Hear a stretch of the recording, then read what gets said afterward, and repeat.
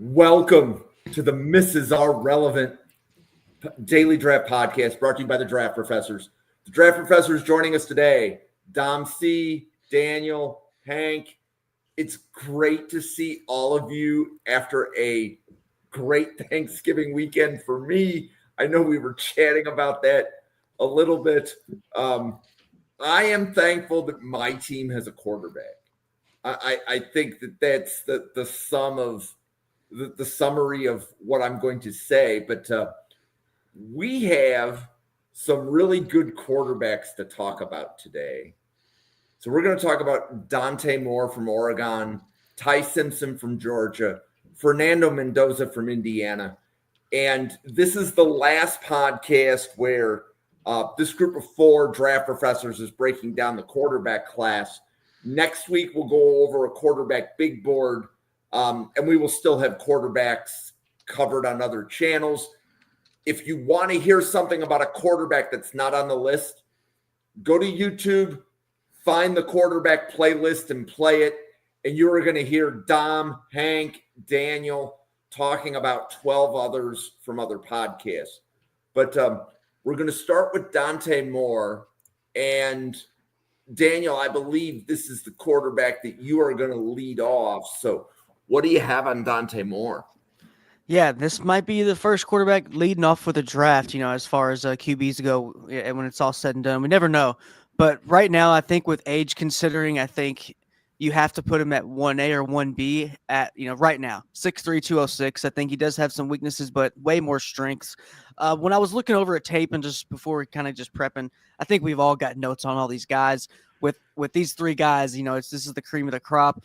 Not a lot of prep work we had to do. If you watch football, it's kind of doing it for yourself because these are probably the three best quarterbacks in the draft, in my opinion. Dante Moore is probably, I think, going to be first or second taken off the board. I would take him one. I have a really weird suspicion and hot take sticking my neck out there that we might see a team like Atlanta try to trade up or something to try to secure a guy like Dante Moore. I think the Giants may try to trade back. I don't know. But let's go ahead and I'm sorry, I don't know. I just had to get that off. Just that's what I've been thinking a lot about today about Dante Moore. But what I was thinking about, he makes the same mistakes a lot of young guys do, but the good things he does is the same things that veterans do. And man, his strengths he has vet strengths, and he has the common weaknesses with young quarterbacks. Struggles with taking some hits. His frame, he clearly doesn't like contact. I think that's the big knock on him right now. Is this guy does not like to get hit. Well, the game is set up where this position right here we're talking about don't take a lot of hits, especially the NFL. He's not going to end up taking a lot of hits. In my opinion, that's not going to be the biggest knock on him because he can make all the tough throws. He's got a really quick release. Anytime you need a quarterback to have a game-winning game plan, you say, all right, we need to get this guy to have the ball out and get it out quick. Well, Dante Moore does that. He does it every game, but throwing across the middle sometimes might be a little bit of a tricky here and there and throwing under pressure. But that's every quarterback that's going to be coming out of all these young guys. Dante Moore has all those strengths that you're looking at. Last couple drafts, look at the QB1s. I think he does everything they can do, in my opinion. And he's young. He's a young guy. He, obviously transferred over from UCLA, racked up over about 10,000 yards in high school. So this is just big name in the whole just college football world for a couple years, and he's finally been able to put his talents on display here at Oregon. In my opinion, with the age considering and what we've seen lately from a guy like Ty Simpson, I really wouldn't hate anyone if they had Dante Moore slightly above Mendoza right now. But that's my take on Dante Moore. I really love him. I think has all the strengths of a veteran quarterback and just has the same weaknesses as a young guy. But getting those strengths as a veteran is the hard part. Some guys never get the strengths that Dante Moore possesses right now as a very young cat. So I think with the quarterback class being a little bit slim, we're going to see Dante Moore. We're going to see teams take a chance on him. And I do like a team like Atlanta to do that. But I'm curious to see what you all think about him and if I'm crazy to think that a team would be crazy to trade up for a young guy like him. Yeah, so Dom, Yes, your sir. team's in the market for a quarterback. What would you think if they traded up for Dante Moore? Frankly, I'd be fine with it. He's not my favorite quarterback in the class. to date. Uh, doesn't mean that I don't think he has the possibilities of turning into the best pro, if that makes a lot of sense. Like I think that a lot of what is in store with Dante Moore's professional career is going to do a lot with how he's developed and how he is, kind of honed in or tuned in, because there's no denying the talent, right? Just an, we've talked about this, and we've, I mean, at least I've talked about the quarterbacks again, doing Jets content. 9 out of 10 conversations I have is about quarterbacks. So, I know this group inside and out this year, this draft cycle. And, I think the one thing that you can tie in with Dante Moore is just like an effortless ability, an effortless thrower of the football, right? Just, good arm elasticity, just kind of can get up. The release is good. He can fire it outside the numbers without any issues. Balls don't flutter, anything like that. Does a really good job when in rhythm. The accuracy is really good. I think he does what really gets me is the stuff that he can do and create off platform. The playmaking ability is legit. I love how everything is always pointed upfield or towards his target, right? Not the greatest athlete, definitely not the greatest decision maker yet. I think that part of his game still needs to be developed, developed on his full field reads. Everything seems, not everything, but at times he's a tad late, or a hair under through, or trying to force something. So I think that there's a lot of room to grow. But if put into the right system with the right guidance and the right coaches, there is absolutely no doubt in my mind that he could be the best quarterback that comes out of this class. And I think that he's got the natural ability, and what he's shown on not only on film, but what he's demonstrated on camera as a leader, that I think he could be one of the better quarterbacks in the league. He's not there yet. He's not a guy I'd even, to be honest with you, want to turn the keys over to the keys to the ranch over right away. He's probably a guy I want to sit and let, and really develop a little bit more. Like, you guys were talking about, Daniel was talking about the Atlanta Falcons.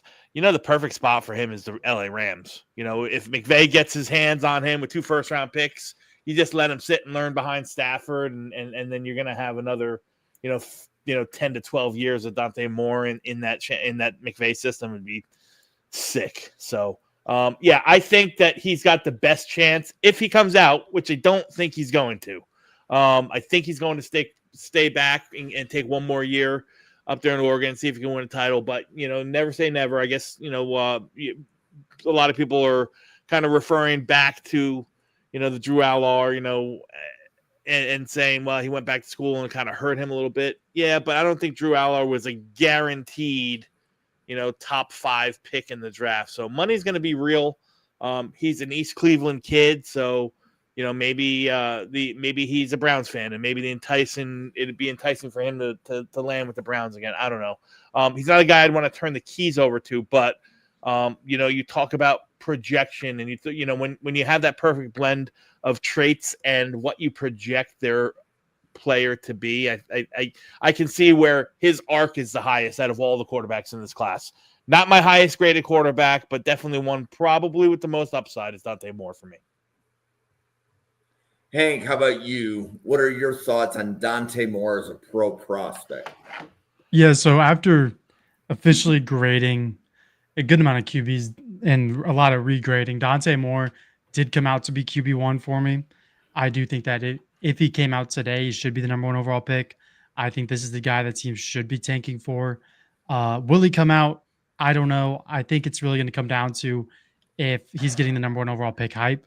I think, next year you're looking at Julian Sayin, you might be looking at Arch Manning, but he can again contend for that number 1 quarterback spot next year if he doesn't decide to come out this year. But at the same time, even a top 5 pick in the NFL, that's just different money. it's hard for a kid to say no to that.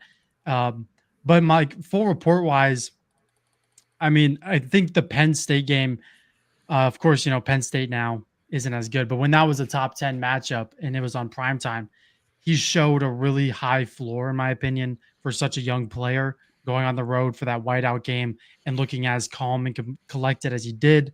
The improvement from his freshman year at UCLA to now his redshirt sophomore year at Oregon has been tremendous. He's clearly just a different player than he was at UCLA. UCLA Dante Moore was not the best prospect ever. I think that his scrambling ability slept on.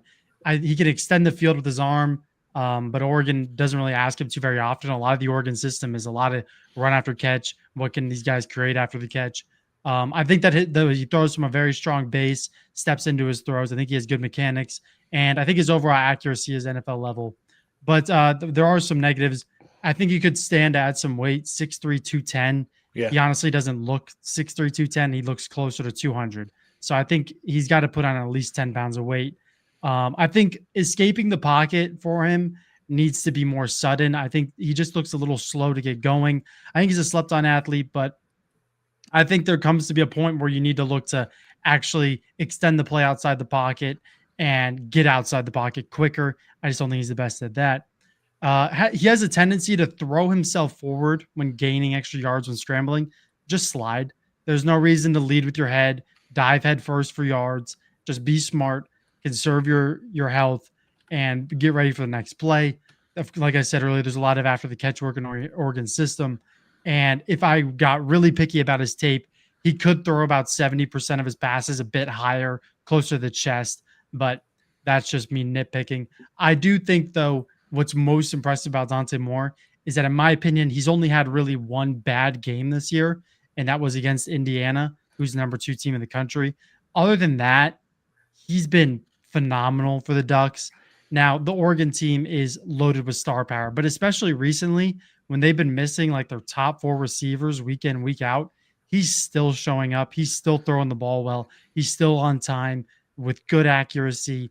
I think that especially with his age, being 6'3", if you can get him up to 220, he's screams first round pick. My comparison for him ended up being Dak Prescott, which, especially with the way Dak's playing this year, is a pretty good player. If you get Dak Prescott to Dante Moore, you're probably pretty happy, because with the right guys around him, Dak could probably win the Cowboys a Super Bowl. With the right guys around him and with the right development, I think Dante Moore could end up winning a Super Bowl in the NFL, or at least winning 8-9 games minimum. I think he raises the floor of a team, and I think he's just an overall very good prospect. So do we have a verified age on Dante Moore? Several people have said with his age, his draft stock is high, but nobody stated how old he was. He's 21 something. Correct. He'll be 21 on April 15th. Yeah. Okay. Oh, okay. I got May 24th. Might be wrong though. I have him. Listen, he's right there. I have him at 21 at the time of the draft. Right. Yeah. Me too. Yeah. That's why. Yeah. Because I had him 20 right now. 21 if he comes out this year. But if he stays, he'll be just run of the mill age. That won't be a necessary thing. The Correct. age thing is if he comes out right now. But yeah, I mean, I just like him. Like I said, he does everything that he gets the ball out quick. He's only had one really bad game, like Hank said, against Indiana. He threw 2 picks. But for him to be able to still throw 2,700 yards and on a team that still averages over 200 yards rushing, I mean, that says something. That says, this guy can get the ball out. And then with just to not play devil's advocate, but maybe to play devil's advocate or Dante Moore's lawyer here for Hank, I think a lot of his balls are not that high because a lot of his receivers are short. I mean, a lot of his outside, the guys he has on the outside, they're like all slots. The only guy he has can really throw a jump ball to is Sadiq. And I mean, boy, do they love having Sadiq. We all know that. But I really think, most of the guys he has, DeCorian Moore, all those guys, they're just not big guys. So I do give him a little pass, but I do feel you, Hank. If you're the top quarterback, you still be able to place it wherever you want, just like a good golfer can place it wherever he wants on the course. And Dante Moore just does that for me, especially with I wouldn't say regression with Mendoza. We just haven't seen Mendoza take that really big step we'd see in that second half this season, but I think they're 1A, 1B, splitting hairs. And one thing I'd like to point out on Dante Moore, and then Dom, I'll come to you after this. So in 2023, Dante Moore was on UCLA. Whether he got hurt or he was benched, there's a gray area there. But he chose to transfer to Oregon after 2023, and he sat behind Dylan Gabriel all last season. And that was a decision that Dante Moore made, and I think it's paying off. I wanted to make sure that part of the scouting report was shared. Dom, what else were you going to add? I forgot. I thought I cut you off. So no, it already skipped my mind. So it's all good. So, do we know what's the max NIL deal a player can get? There's no max. There's 23 or it's like 23 or 25 million that's allotted for the whole team, but that's just for kind of like their essential payroll. That's not outside deals that they can make actual name, image, and likeness. There's no real cap. Arch got 6. Arch got 6 from Underwood, and Underwood got 12 for 2 years. So that's 6 a year. I would say he would be able to get with the Phil Knight money. I mean, upwards to 10 to stay. Yeah. They're going to be making a run for double hardware natty and a Heisman if he comes back. Yeah, I think the problem though is that the first round, if he goes first overall, that's probably 4 years, 50 million fully guaranteed. Right. So it's different money. Even though Oregon's funded by Nike, they have one of the biggest budgets in college football. They still can't touch what the number 1 overall pick would be. But the NILs, I think it's less about the NIL. It's him really just going outside and checking the weather. With the NIL area, they could look outside, see who's going to be able to get the 1 or 2 pick, and be like, I don't want to go there. I'm going back to Oregon because maybe there'll be a better fit next year. I think if he does come back, it would be less about the money and just more about the potential fit, maybe. Yeah, I think that's what's going to come down to, because as of now, of course, the Titans aren't going to go QB, and they're probably not going to win a game for the rest of the year. So we're really not going to know who's going to trade up to 1, because unless the Titans really love Ruben Bain or really love Arvell Reese, they're going to trade back and they're going to get a haul, and someone's going to move up. So there really is no telling who would be selecting Dante Moore. You like to think it's the Rams. You like to think it's the Jets because they have 2 first-round picks this year. But Cleveland could do something. You could see a team like Arizona move up and have him sit behind a guy like Jacoby Brissett for a few games. You could see Las Vegas move up. There's tons of scenarios for Dante Moore. And he's going to have a deuce scenario if he does come back, because 10 minutes ago it did just break. Will Stein is going to be going to Kentucky as the head coach, so he's going to be losing his OC if he does come back. Yep. Maybe he'll transfer to Kentucky. Who knows? Yeah, that's a great get. That's a great get for Kentucky. That is. Let me tell you. Yeah, Louisville native too. He's from my hometown, so it's pretty crazy. Okay. Anything else on Dante Moore? Or are we ready for the next guy? No, I think we're pretty much stocky news. Dante Moore is not my QB1 in terms of grading for him. I wouldn't be shocked in the least if he is the number 1, the first quarterback taken in the draft, though. Maybe even the first overall pick. I don't know if there's going to be, as Hank kind of intimated, that there's going to be a line of teams trying to trade up to number 1 to get him. He doesn't, and this is not a knock necessarily. I don't know if any of the quarterbacks, even, Dante Moore or Mendoza, who's my number 1, I don't know if any of them have that, Burrow or Andrew Luck kind of vibe where they're like can't miss prospects where you do whatever you can to get up to number 1. There might be teams that are in that 3, 4, 5, 6 range, that the Jets, Cleveland, all those teams, the Raiders, that might just be content with seeing how the board falls and seeing who falls to them. You know what I mean? Yeah. And I think the best content right now is to focus on the scouting reports, trying to project which team drafts Moore or Ty Simpson from Alabama. So Ty Simpson, out of these 3 quarterbacks, is the only one that we didn't cover over the summer. Hank, Ty Simpson, what do you have?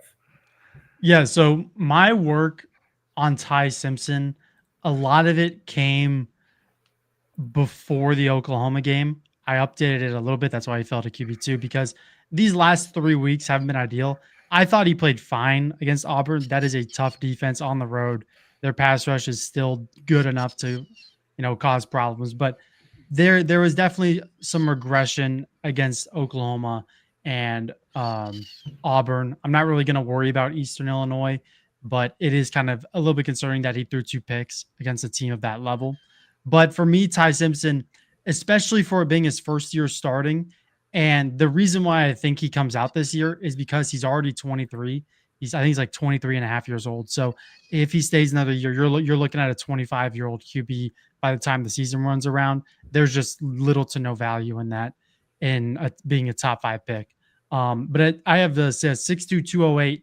I think that his layering, his ability to layer passes over defenders is probably the best in this class.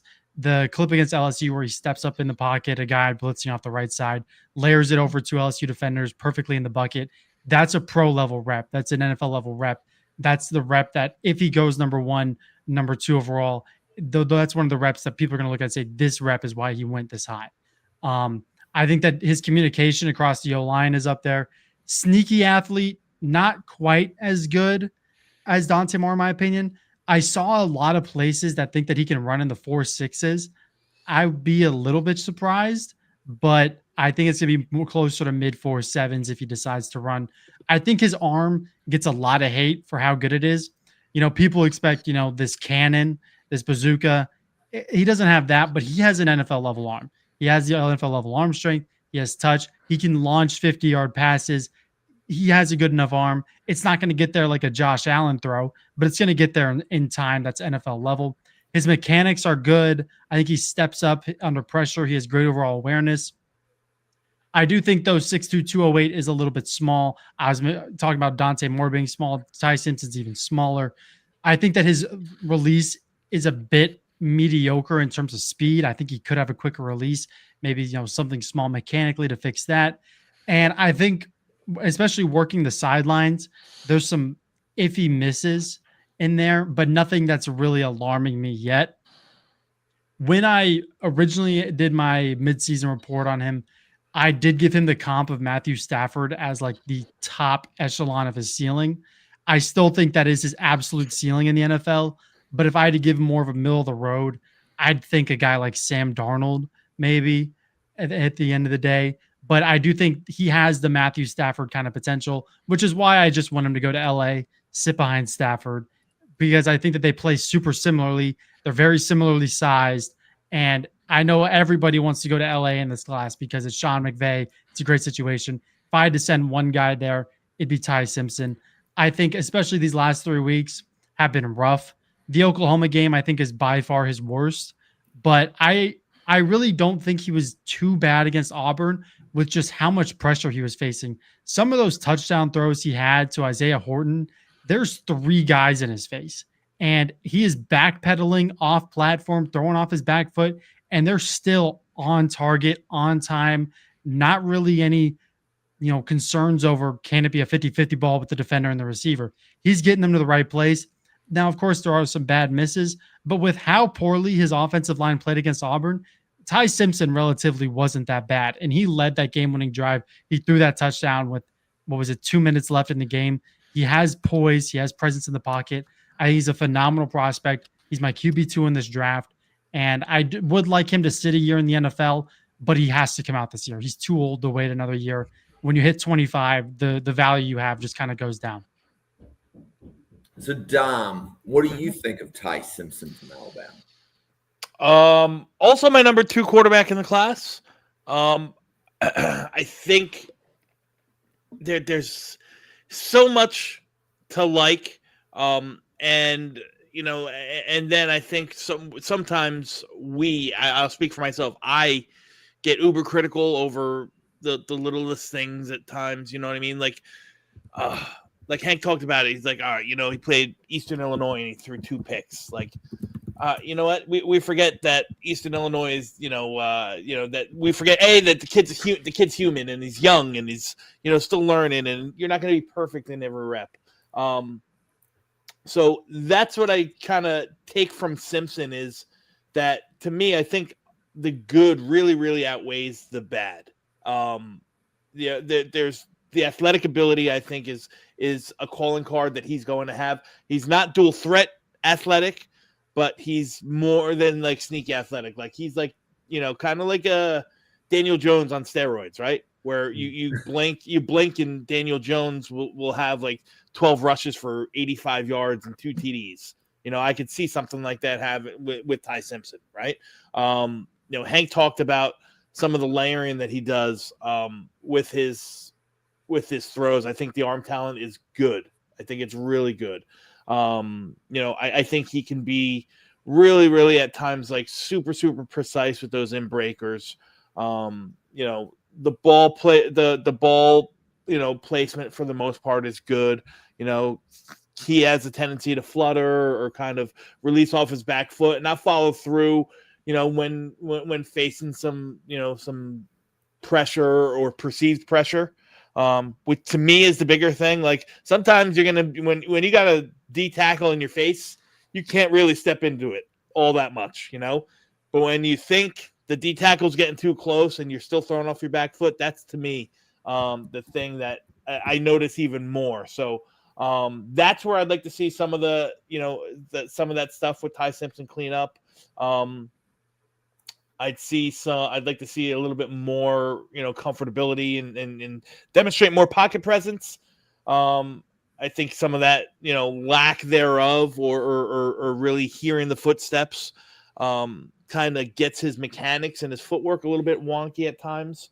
So all that stuff it's kind of a work in progress. It's really more so just, trusting what you're seeing and trusting, the athlete that you are and trusting your abilities. But all in all, like, tough as nails. I like a guy. I don't care that it's his first year starting. I like a guy who's come through this program and has sat and learned with the coaches that he's sat and learned from the quarterbacks that have come before him. There's a difference in a guy that's been, a student, a student of the Alabama, working, in and outs of the Alabama quarterback room more so than somebody who's, from Indiana State or something like that. You know what I mean? So I think that holds a little bit more depth and weight for me. I think that he's a first round. I think he's got first round talent. I for sure do. Again, like Dante Moore, I don't know if he's somebody I want to turn the keys over to. I think, it could probably do more harm than bad, and positive. And again, without the right development, you probably could expose him to developing or harping on some of those, negative intangibles that he shows or he plays with at times. So you want to get those stuff all cleaned up. You want to put him in the best position and situation to win. And I think he's a winner. I think he'll be a winner in the NFL. I agree that, he probably is a tad small for my liking. Could use could use another 10 pounds or so, as long as it doesn't affect his, his mobility or his, the twitchiness, the athleticism that he plays with. Couple more pounds to withstand some of the punishment that quarterbacks usually take wouldn't be a bad thing, but put him in the right position with a team that doesn't have to play him right away, and I think you might have something with Ty Simpson. All of you guys saying the quarterbacks that are drafted shouldn't play right away, and I'm like that ever happened. I don't know, because I'm a firm believer in that Drake May sitting behind Jacoby Brissett for 5 games probably did very little for his development, in my opinion. Mhm. It's like I'm usually all for throwing a guy in there because I think learning the best learning is going to come from in-game action. You can review the mistakes in the film room. You throw 2 picks, so what? It's your 3rd NFL game. But for a guy like Simpson and a guy like Moore, there's just a few things that maybe they need that 5-week stretch, that 6-week stretch to watch an NFL offense closely, Yeah. watch the tablet on the sidelines a few times. You also and with those two guys in particular, I mean, Moore a little bit less than Simpson because Moore had what 6 or 7 starts at UCLA. Ty Simpson's going to have what 13 starts when it's all said and done. 14 starts, depending on how far they games and exactly. Yeah. So it's not like he's Bo Nix coming in with 48 starts under his belt, 60 starts under his belt. You know what I mean? Fernando Mendoza is going to have upwards of 40 starts under his belt. Different situation. These guys just haven't seen a lot of real in-game situations, and yes, they play at Oregon and Alabama, respectively, but even that is light years from what they're going to see in the NFL and so on and so forth. So it's because of that. Like as a Jet fan, man, I sat through Sam Darnold. I sat through Mark Sanchez, both 1-year starters, both with a dozen starts under their belt, come in, be, Zach Wilson, be given the reins, and then watch them just kind of implode. Would it have been different if Sammy got a year to kind of, cut his teeth and not be thrown to the wolves? Maybe not. Who knows? But I just think that's the better prognosis than just shoving these guys and hoping that they can figure it out. I'd rather develop them and make sure that they're comfortable. Make sure that they're comfortable in their ability to figure out rather than hope they can figure it out, if that makes any sense. Yeah. And Daniel, Ty Simpson is unique in that he played all 4 seasons at Alabama. But what are your thoughts on Ty Simpson as a pro prospect? Yeah, I think the sample size is going to hurt him a little bit. Some people are going to knock it, but he has to come out. Like Hank said, the age is the age, and this is the year for him. He has to come out, and the size is something. If I really want to keep it a buck, I didn't notice the size until these last couple weeks. And I think that happens is because when your play goes down, maybe he was literally playing larger than life to me. He was playing like a 6'3", 220 guy the first half of the season. Then you look at it and you're like, okay, I've kind of lost the shock value of this lately, and the flaws are starting to come out. I think it's the ball placement sometimes, but he makes a lot of hard throws, man. He's been leaned on a lot. DeBoer has leaned on Ty Simpson. He's called some. For lack of a better term, he's called it just some straight bullshit plays, and he said, Ty Simpson, go out there and make a play for me. And he's done it. He's really made a lot of plays. If you look at that winning drive against Auburn, I mean, how many third and fourth down conversions were there in a row? It was like 3 or 4 in a row where they looked like they were dead to rights and they were going to have to win it with their defense. But no, Ty Simpson would scramble or run around. I think he literally ran in a circle one time in the pocket and then just got a first down on like a 3rd and 7, or like 4th and 3 or something. And I'm just like, I really thought they were like, I was looking at my phone ready for the punt team to come out, and they're moving the chains. Ty Simpson got a first down. I'm like, he's got that it factor when it comes to playmaking ability. I do got to give it to him, and he makes up for some bad coaching. He's done what Cade Klubnik hasn't been able to do, which is make up for some horrendous coach, horrendous calls in the huddle, and he's been able to just pull it out the rear end and get the chains moving. But Ty Simpson, he's going to get knocked on the sample size and the size, but that's really not a huge red flag in his game, the way he places the ball, like Hank says, and he layers the throws. The red flags are just we just don't have as much tape on him and stuff he can't change, which is his size.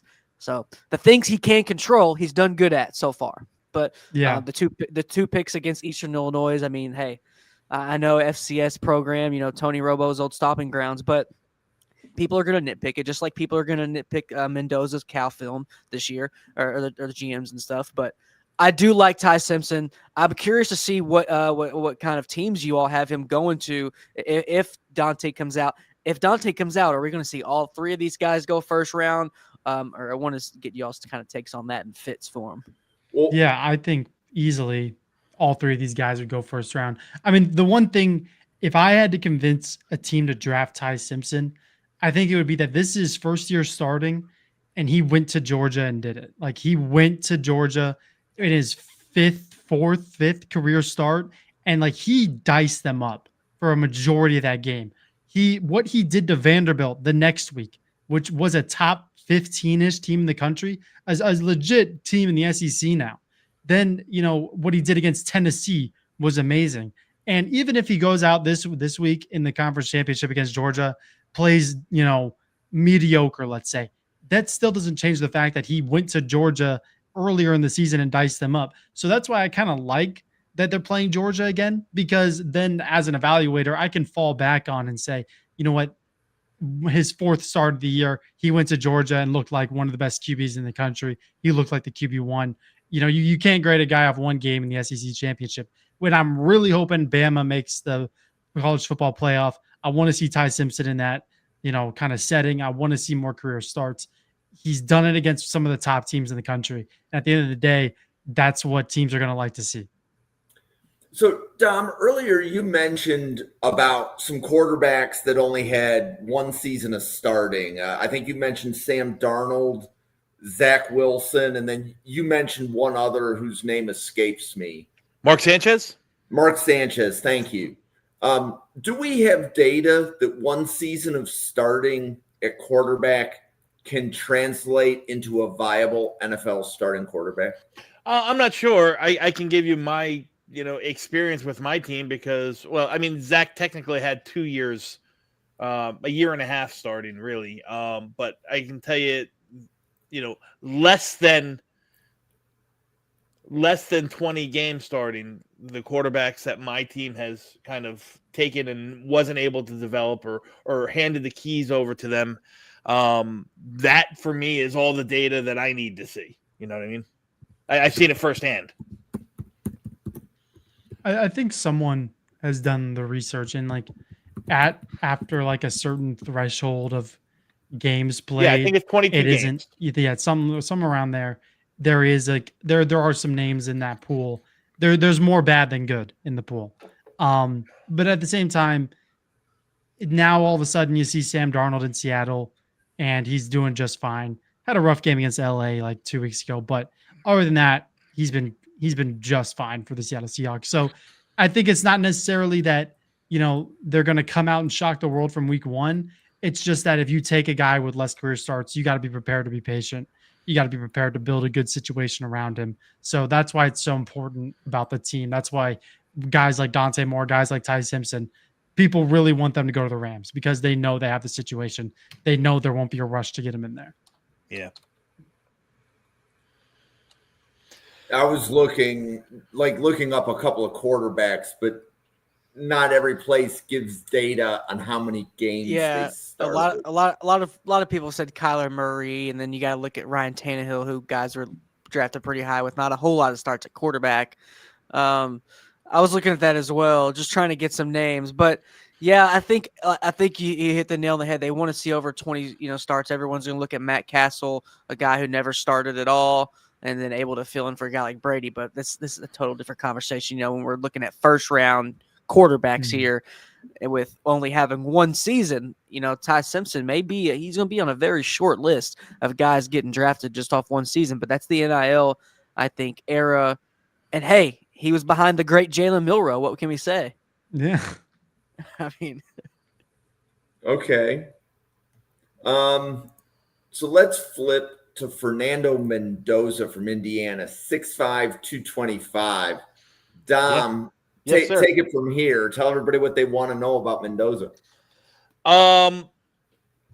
Yeah, listen, Mendoza is a guy. I think I'm kind of contrarian on the idea that Mendoza's my QB1 now. I mean, I know he was the big, hot, flashy name for a while, and everyone has either cooled off or moved on or caught something else. But Mendoza has, for me, has stayed consistent as my number one since probably since the end of the summer, when I was able to really delve into his Cal film and watch what he did at Cal, watch the mistakes that he made, and really have that kind of on the forefront of my mind as I'm watching him and going through his film this year, and really seeing the stuff and the mistakes and the bad miscues that he made at Cal, for the most part, be corrected now here in Indiana. Now, obviously different,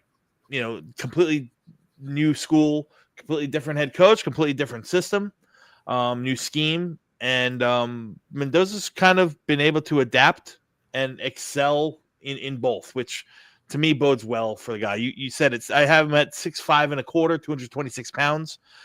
So the height, he's the prototypical, size for the modern quarterback. 87th percentile in height, 65th percentile in weight. All the sight lines for the full field are there. He's got big hands, which is also nice, for all those cold weather, teams that hand size, plays a part in. I like the fact that Mendoza he's avoided a lot of major injuries, so he's stayed relatively healthy through his, time playing football in college. You look at the arm talent, and this is where I think it's, there's a lot of discrepancies in Mendoza. I think he's got an NFL arm, right? I think it's good. I think it's above average. I don't think it's great. There's guys that throw, with more velocity, for sure. But when you talk about mechanics, you talk about generating torque, from the ground up. You talk about being loose and limber from the shoulder and the upper extremities. The good footwork, all that stuff. Mendoza's got it. He can throw he can throw full route tree. He can hit the far sideline from the hash. It might not be, on the velocity of some, of maybe even Ty Simpson. It might not be on the velocity, that his deep ball might not, get there on the same kind of trajectory as Lenore Sellers. But he can make all those throws. To me, I think it's the other stuff in terms of the arm talent, and really, for me, separates Fernando Mendoza from a lot of the quarterbacks. I think his ability to play, to give his receivers good catchable balls. I think the anticipatory throws are without a doubt, like, real high level stuff. I think he puts the ball and places the ball where only his receiver can get it when he's got to make those kind of throws. Like, the ball placement is at an elite level, right? When you're talking about, a sideline play, a guy who's tippy-toed against the sideline and he puts it high and outside where only his guy can get it. We all saw the touchdown pass, which, in fairness, is probably a lot more to the receiver in Penn State, who made a ridiculous catch. But you talk about a throw like that. I think his arm talent in terms of, throwing, accuracy and throwing with intent where he wants to place it is head and shoulders above the rest of the class. He gets knocked a lot for being a crappy athlete, and I'll push back on that a little bit. Like, listen, there's a ton of guys that we're gonna see and that we talked about that are gonna be far more athletic than Fernando Mendoza. But if he needs to move, if he needs to take off with his legs, he can do that. It's not gonna, again, it's not dual threat in any way, shape, or form. I don't think you're gonna queue up any QB powers for him to run alongside the left side of the line. But if it's man coverage and he sees a gap and he sees where the first down marker is, he can scramble and get there. He's a long strider, so he's probably faster than what he looks like running. From last year at Cal to this year, I think I've seen the most improvement in his play in that stuff off platform. When you took him out of structure at Cal, he seemed to wither. I think he's improved on that this year. I think there's still a lot more room to grow. I think that's an area where you do want to see him grow. You want to see him keep his eyes downfield. You want to see him, he's gotten away from, and this might be Signetti's, doing, but at Cal, I think he felt he had the necessity to play a lot of hero ball to really make things happen.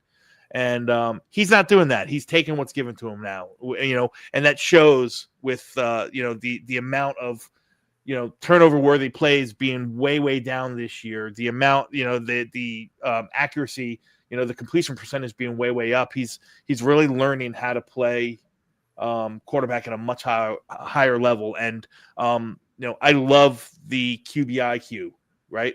The heady quarterbacks, guys who are able to decipher what he's looking at pre-snap to make the adjustments post-snap, get through his reads.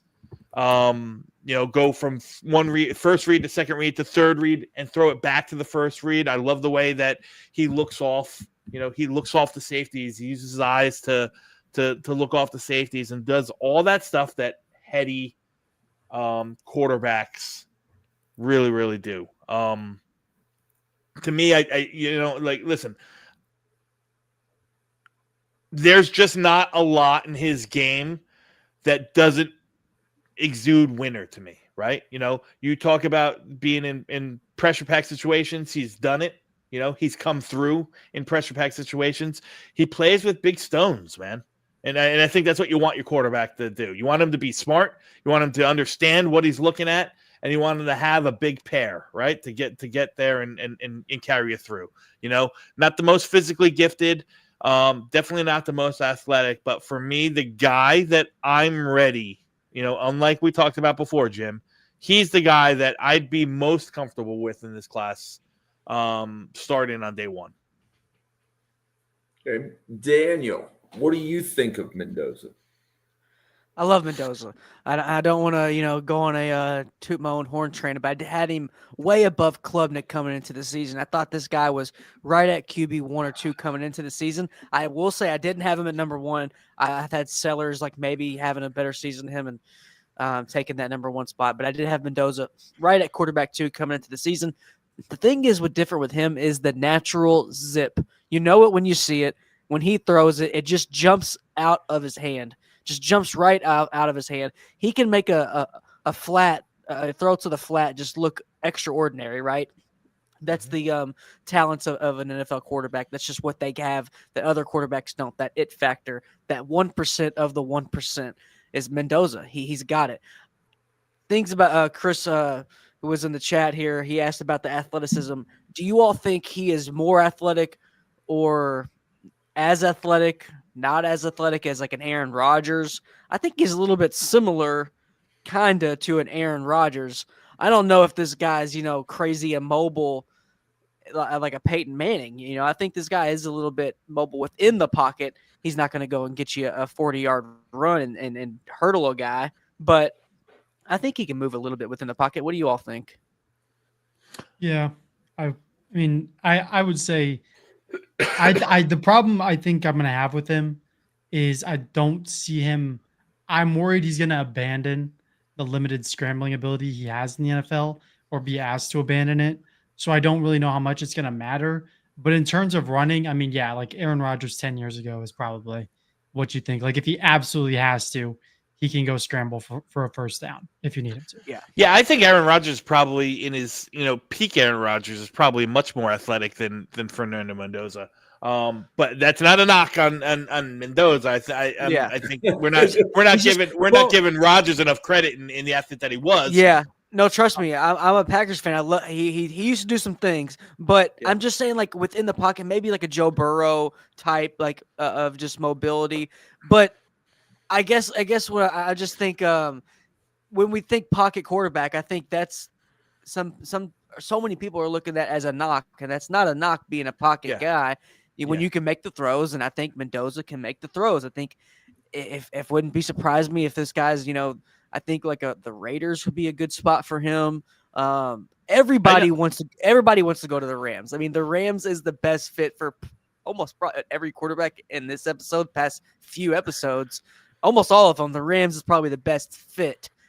But I'm really curious to see what team wants to take the chance on him, because I do think he's worth a chance. Yeah, so, listen, I know a team in that's stationed in New Jersey that would absolutely love him. I would like it there. Yeah, then listen, truth be told, I think that it doesn't matter if it's the Jets, doesn't matter if it's I'd like to see who's coaching in Oakland or Las Vegas next year. But Cleveland with Stefanski or the Jets with Tanner Engström, Tanner Engström's offense. Like, I think he's going to really, really kind of not have to, but I think he'll excel in a West Coast horizontal flowing, rhythm, timing based offensive scheme. I don't know if you want him pressing the field, pressing deep all the time, or looking to running four goes and having him scramble around like Josh Allen, trying to make something happen. That's not the player he is. So he needs to be much more structured, rhythmic, horizontal flowing, scheme will benefit him at least to start. So Hank, what do you think of Fernando Mendoza? Yeah, so Mendoza is my QB3 out of the three we covered today, but also at the same time, every grade that he got for me was good. Yeah. Like they are all, the arm strength, he got a 9 out of 10.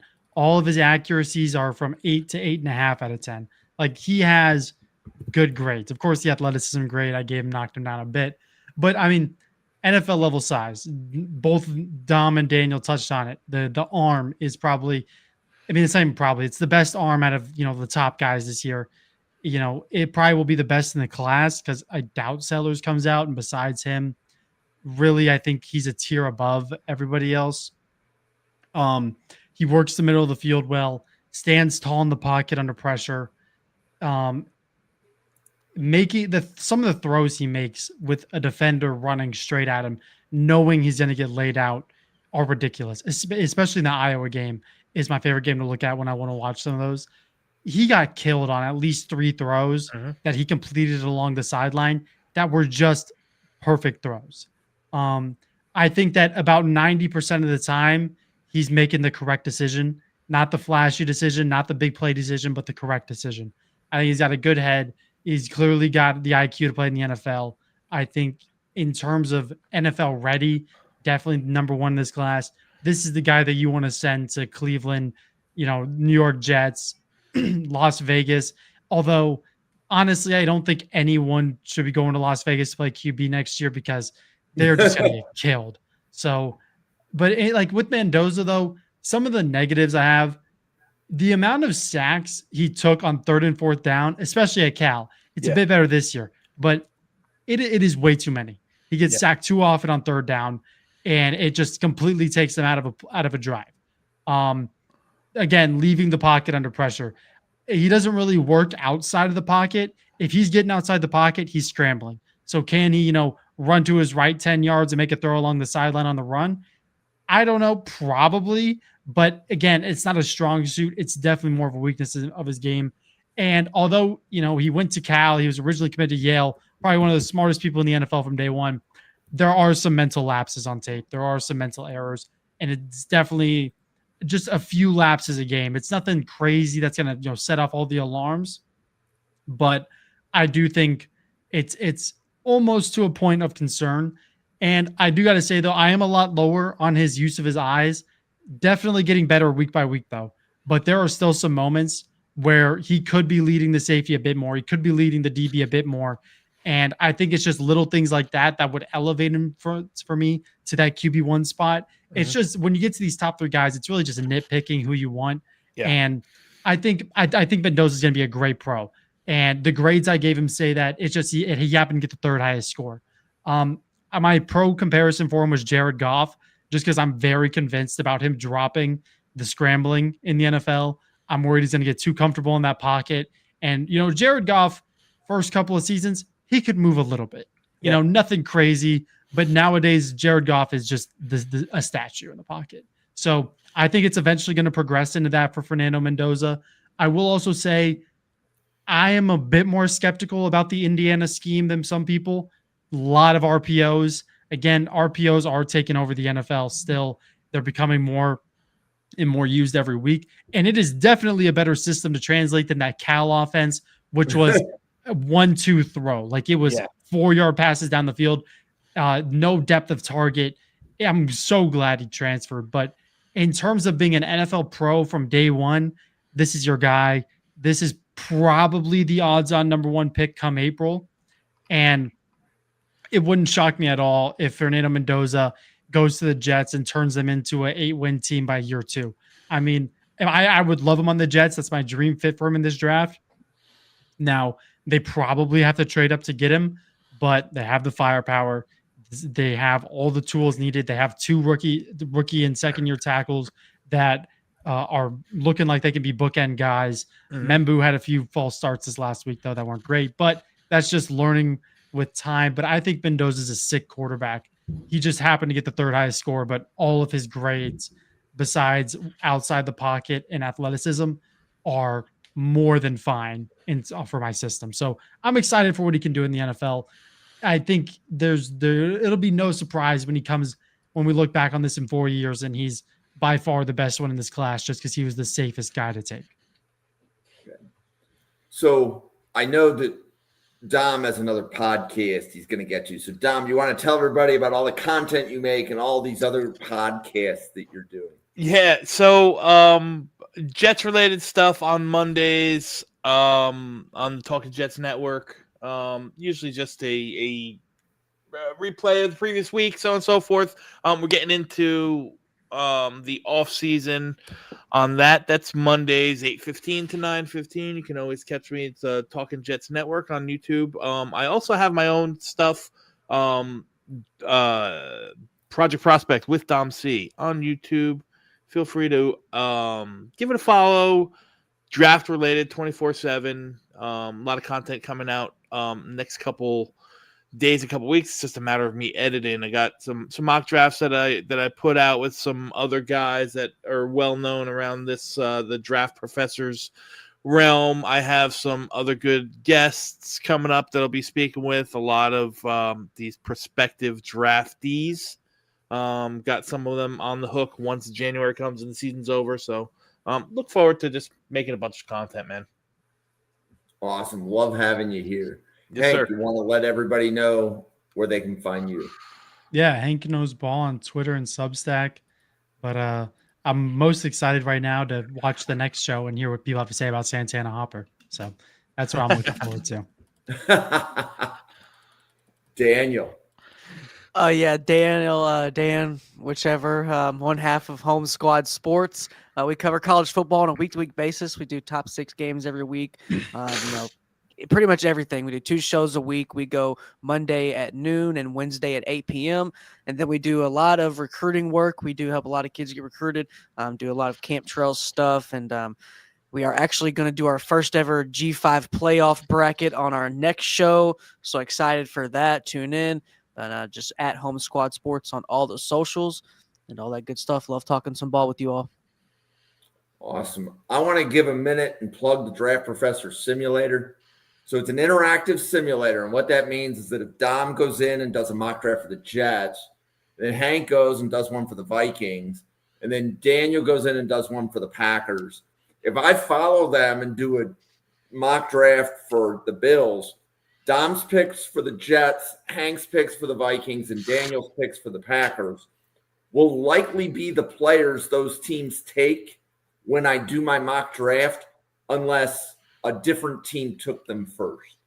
So the boards move. There's an algorithm in it that it's dynamic. So rounds 3 through 7, you should see different results every time you use the simulator, because that's where the algorithm has the most randomness.